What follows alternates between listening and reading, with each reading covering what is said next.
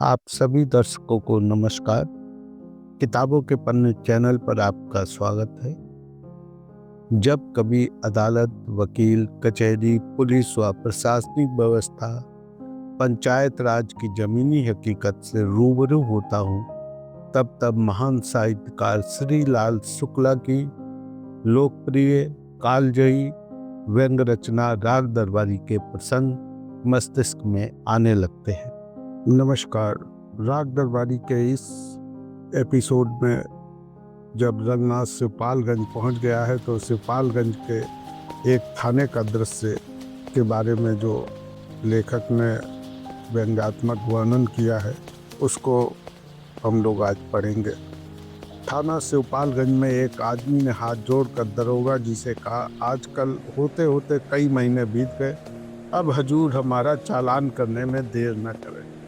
जो अब घिसकर आराम कुर्सी बन गया था। दरोगा जी उस पर भी बैठे थे, लेटे भी थे। यह निवेदन सुना तो सिर उठाकर बोले, चालान भी हो जाएगा, जल्दी क्या है, कौन सी आफत आ रही है।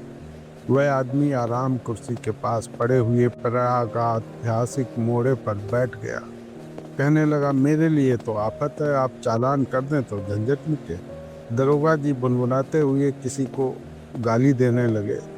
थोड़ी देर में उसका मतलब निकला कि काम के मारे नाक में दम है। इतना काम है, अपराधों की जांच नहीं हो पाती है, मुकदमों का चालान नहीं हो पाता, अदालतों में गवाही नहीं हो पाती।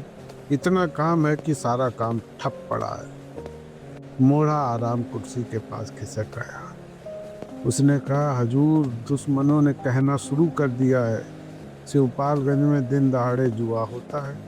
कप्तान के पास एक गुमनाम शिकायत भी गई है। वैसे भी समझौता साल में एक बार चालान करने का है, इस साल चालान में देर हो रही है। इसी वक्त हो जाए तो लोगों की शिकायत भी खत्म हो जाएगी। क्योंकि ये व्यंग उपन्यास 1970 के दशक में लिखा गया था, तो उस समय के पुलिस थाने, चौकी, उनकी राइफलें जो आज भी कभी कभी दिखती हैं, और उनके आज भी जो पुलिस और आम आदमी जिसको कहते हैं प्रति हजार पुलिस वालों की जो संख्या है काफ़ी कम है। उस समय तो और भी कम थी। उस स्थिति के बारे में भी किस तरह का व्यंग्यात्मक वर्णन किया है लेखक ने, वो भी गौर करने लायक है। आराम कुर्सी ही नहीं, सभी कुछ मध्यकालीन था। तख्त, उसके ऊपर पड़ा हुआ दरी का चीथड़ा, कलमदान, सूखी हुई स्याही की दवातें, मुड़े हुए कोनों वाले मटमैले रजिस्टर, सभी कुछ शताब्दी पुराने दिख रहे थे। यहाँ बैठकर अगर कोई चारों ओर निगाह दौड़ाता तो उसे मालूम होता वह इतिहास के किसी कोने में खड़ा है। अभी इस थाने के लिए फाउंटेन पेन नहीं बना था। उस दिशा में कुल इतनी तरक्की हुई थी, कलम सरकंडे का नहीं था। यहाँ के लिए अभी टेलीफोन की इजाद नहीं हुई थी। गौर करिए, हथियारों में कुछ प्राचीन राइफलें थी जो लगता था गदर के दिनों में इस्तेमाल हुई होंगी। वैसे सिपाहियों के साधारण प्रयोग के लिए बांस की लाठी थी, जिसके बारे में एक कवि ने बताया है कि वो नदी नाले पार करने और झपट कर कुत्ते को मारने में उपयोगी साबित होती है। यहाँ के लिए अभी जीप का अस्तित्व नहीं था। उसका काम करने के लिए 2-3 चौकीदारों के प्यार की छांव में पलने वाली घोड़ा नाम की एक सवारी थी, जो शेर शाह के जमाने में भी हुआ करती थी। थाने के अंदर आते ही आदमी को लगता था उसे किसी ने उठाकर कई 100 साल पहले फेंक दिया है। अगर उसने अमेरिकी जासूसी उपन्यास पढ़े हों तो वह बिलबिला कर देखना चाहता कि उंगलियों के निशान देखने वाले शीशे, कैमरे, वायरलेस लगी हुई गाड़ियां, ये सब कहाँ हैं। बदले में उसे सिर्फ वह दिखता जिसका जिक्र ऊपर किया गया है। साथ ही एक नंग धड़ंग लकोट बंद आदमी दिखता जो सामने इमली के पेड़ के नीचे भंग घोट रहा होता। बाद में पता चलता वह अकेला आदमी 20 गांवों की सुरक्षा के लिए तैनात है। जिस हालत में है, जहां है, वहां से उसी हालत में वह 20 गांवों के अपराध रोक सकता है। अपराध हो गया हो तो उसका पता लगा सकता है, अपराध ना हुआ हो तो उसे करा सकता है।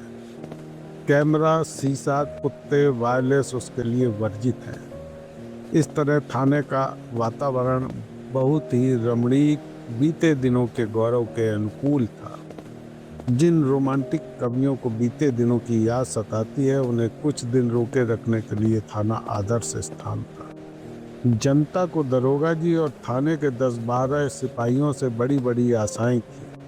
250-300 गांवों के उस थाने में अगर 8 मील दूर किसी गांव में नकब लगे तो विश्वास किया जाता था इनमें से कोई न कोई उसे देख जरूर लेगा। 12 मील की दूरी पर अगर रात के वक्त डाका पड़े तो इनसे उम्मीद थी कि ये वहां डाकुओं से पहले ही पहुंच जाएंगे। इसी विश्वास पर किसी भी गांव में इक्का दुक्का बंदूकों को छोड़कर हथियार नहीं दिए गए थे। हथियार देने से डर था गांव में रहने वाले असभ्य बर्बर आदमी बंदूकों का इस्तेमाल सीख जाएंगे, जिससे वे एक दूसरे की हत्या करने लगेंगे, खून की नदियां बहने लगेंगी। जहां तक डाकुओं से उनकी सुरक्षा का सवाल था, वह दरोगा जी उनके 10-12 आदमियों की जादूगरी पर छोड़ दिया गया था। उनकी जादूगरी का सबसे बड़ा प्रदर्शन खून के मामलों में होने की आशा की जाती, क्योंकि समझा जाता था इन 300 गांवों में रहने वालों के मन में किसके लिए घृणा है, किसकी दुश्मनी है, किसको कच्चा चबा जाने का उत्साह है। इसका वे पूरा ब्यौरा रखेंगे और पहले से ही कुछ ऐसी तरकीब करेंगे कि कोई किसी को मार न सके। अगर कोई किसी को मार दे तो वे हवा की तरह मौके पर जाकर मारने वाले को पकड़ लेंगे, मरे हुए को कब्जा में कर लेंगे, उसके खून से तर मिट्टी को हांडी में भर लेंगे, उसके मरने का दृश्य देखने वालों को दिव्य दृष्टि देंगे, ताकि वे किसी अदालत में जो कुछ भी हुआ है उसका महाभारत के संजय की तरह आंखों देखा हाल बता सके। संक्षेप में दरोगा जी और उनके सिपाहियों को वहां पर मनुष्य नहीं बल्कि अलादीन के चिराग से निकलने वाले दैत्य समझकर रखा गया है। उन्हें इस तरह रखकर 1947 में अंग्रेज अपने देश चले गए थे और उसके बाद ही धीरे धीरे लोगों पर यह राज खुलने लगा, ये लोग दैत्य नहीं है बल्कि मनुष्य हैं, और ऐसे मनुष्य हैं जो खुद दैत्य निकालने की उम्मीद में दिन रात अपना अपना चिराग घिसते रहते हैं। 1970 के मध्य लिखे गए इस उपन्यास में जो इन प्रसंगों में वर्णन आए हैं, उसमें किस तरह से पुलिस और अपराधी गठजोड़ कर अपनी खाना पूरी करते हैं। इसके अलावा 2 व्यंग और आज बहुत ही महत्वपूर्ण है कि जब लेखक कहता है कि गांवों के लोगों को बंदूकें दे दी जाएंगी तो वो लोग एक दूसरे की हत्या करने लगेंगे, और इसी तरह से बहुत कम पुलिस फोर्स के सारे जो उम्मीद की जाती है कि वो सब कुछ पता लगा लेंगे, होने वाली घटनाओं को रोक लेंगे, जो हो जाएगी, तो ये चीज़ें बहुत ही आज भी कहीं ना कहीं इनका कुछ अंश हमारे व्यवस्था में व्याप्त है। राग दरबारी के ऐसे ही व्यंग प्रसंगों को सुनने के लिए चैनल को लाइक व सब्सक्राइब करें। धन्यवाद। यदि आप वरिष्ठ नागरिक हैं तब ऐसे दृश्यों को जीवन में आपने अवश्य देखा होगा, पर उनसे ऐसा मर्म स्पर्शी व्यंग उपजेगा, ऐसी कल्पना आपने नहीं की होगी। राग दरबारी के ऐसे ही व्यंग प्रसंगों को सुनने के लिए चैनल को लाइक व सब्सक्राइब करें। धन्यवाद।